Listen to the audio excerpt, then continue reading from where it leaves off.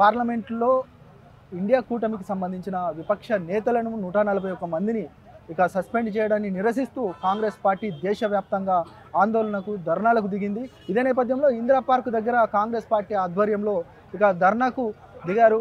అయితే ఈ విషయం పైన మనతో మాట్లాడడానికి కాంగ్రెస్ సీనియర్ నాయకులు ఇక విహెచ్ గారు మనతో పాటు ఉన్నారు. నమస్తే సార్.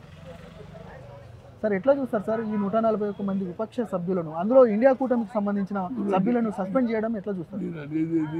ఇండియా కూటమి ఎంపీ తప్పనిసరిగా మాట్లాడే అధికారం ఉన్నది. పార్లమెంటులో ఒక ఇన్సిడెంట్ జరిగింది, గతంలో జరిగిన రోజే మళ్ళీ ఇంకో ఇన్సిడెంట్. అది ఎవరు ఇచ్చారు? పాసులు ఒక బీజేపీ ఎంపీ ఇచ్చారు. మరి అతని మీద వివరణ ఇవ్వాలి కదా. అమిత్ షా డ్యూటీ అయింది. నువ్వు లోపలికి వస్తున్నప్పుడు ఇదే సంఘటన జరుగుతుందని మీ ఇంటెలిజెన్స్ ఏమైంది? నువ్వు ఇక్కడ పార్లమెంట్గా నువ్వు సరి అయిన సెక్యూరిటీ ఇవ్వకపోతే దేశ బార్డర్లో నువ్వు ఏమి ఇస్తావని నేను అడుగుతున్నా. బార్డర్లు ఏమవుతుందో నీకేం తెలుస్తుంది?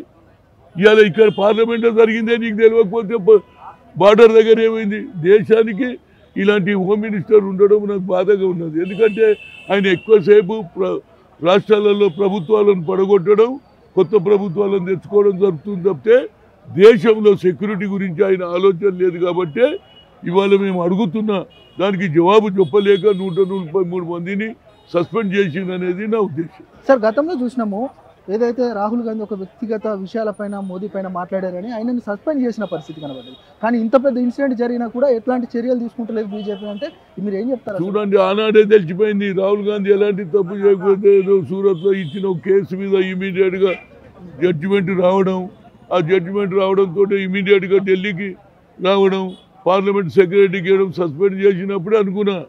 ఇప్పుడు అది అప్పటి నుంచే స్టార్ట్ అయింది డిక్టేటర్ పరిపాలన. ఇప్పుడైతే పూర్తి డిక్టేటర్. వెనకడికి రాజుల చంపేరా లోపలేరా అంటే అడిగేటోడే లేడు.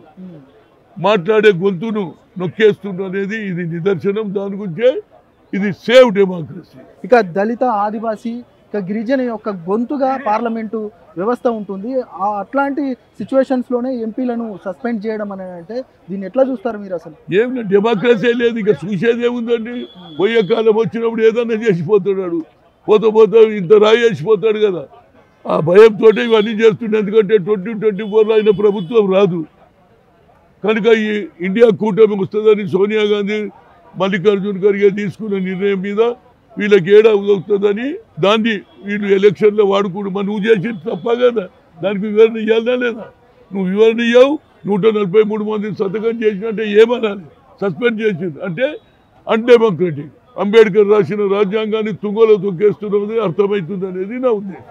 ఇక నిన్న ఏదైతే అసెంబ్లీలో శ్వేతపత్రాన్ని విడుదల చేశారు, ఎట్లా ఉండబోతుంది భవిష్యత్ కార్యాచరణ? చూడండి, శ్వేతపత్రం అన్నాడు. రేవంత్ రెడ్డి గారు ముఖ్యమంత్రి గారు కూడా ఆదేశాలు కూడా ఇచ్చారు, ఎంక్వైరీ చేయాలి, జ్యుడిషియరీ ఎంక్వైరీ చేయమన్నారు. చేసిన తర్వాత ఫలితాలు ఎట్లా వస్తుందో దాని మీద మేము మాట్లాడతాం. ఎందుకంటే మాకు డౌట్ ఉన్నది దీని మీద. కొంత లావాదేవీలు జరిగినాయి, అది కరెక్టే కదా అని మేము డైరెక్ట్ చేయలేం కదా. అందుగురించి ఎంక్వైరీలు ఏమవుతుందో ప్రజలకు తెలియాలి కదా. ప్రజలే కదా ట్యాక్స్ కట్టేది. ప్రజలే. మేము రైట్ టు ఇన్ఫర్మేషన్ యాక్ట్ కూడా మేమే తెచ్చినాం కదా. కనుక ప్రజలకు తెలియాలనేది రేవంత్ రెడ్డి ఆలోచన. ఆ తర్వాత ఏమవుతుంది అనేది ఆ ఇచ్చిన రిపోర్ట్ తర్వాత మళ్ళీ నీకు కామెంట్ ఇస్తాను. Thank you. సరే, ఇంకొకటి, ఇక ఎట్లా ఉండబోతుంది కాంగ్రెస్ భవిష్యత్ కార్యాచరణ?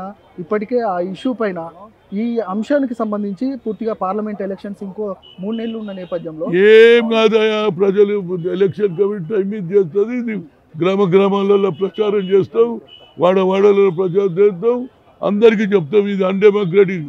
అంబేద్కర్నే ఖతం చేసిరు, రాజ్యాంగమే లేదు, మళ్ళీ దొరల పాలన వచ్చింది, రాజుల పాలన వచ్చిందని మేము గ్రామాలలో ప్రచారం చేస్తామనేది నా ఉద్దేశం.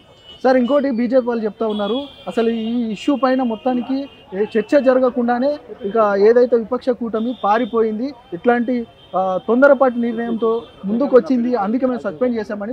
పారిపోయింది కాదా, నువ్వు పారగొట్టి బయటికి వెళ్ళగొట్టి పారిపోయిందంటే అడుగుతుంటే నువ్వు జవాబు చెప్పకుండా సస్పెండ్ చేస్తావు. మేమెందుకు పారిపోయినావు?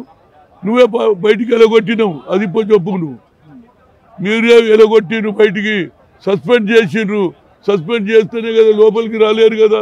అది నువ్వు చేసేసి పారిపోయినరు, ఉరికిపోయినరు, అదే విధంగా దిగిపోయినరు.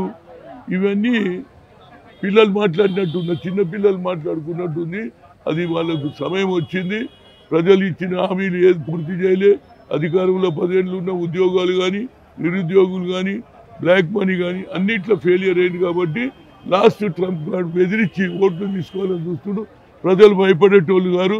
అంబేద్కర్ ఆలోచనను ఇంప్లిమెంట్ చేసి తప్పనిసరిగా ప్రజా పరిపాలన వస్తుంది అనేది నా ఉద్దేశం. అది మహాకూటమితోటే సాధ్యమనేది నా ఉద్దేశం. రైట్. ఇది మొత్తానికి ఇది అప్రజాస్వామికము. ఖచ్చితంగా 140 మందిని పూర్తిగా ఆయన సస్పెండ్ చేయడం అంటే ఇది చాలా ప్రజాస్వామ్యానికి ఒక చెంపపెట్టు లాంటిది. ఖచ్చితంగా బీజేపీకి ప్రజలు బుద్ధి చెప్తారంటూ కూడా విహెచ్ గారు చెప్తున్న పరిస్థితి కనపడుతుంది.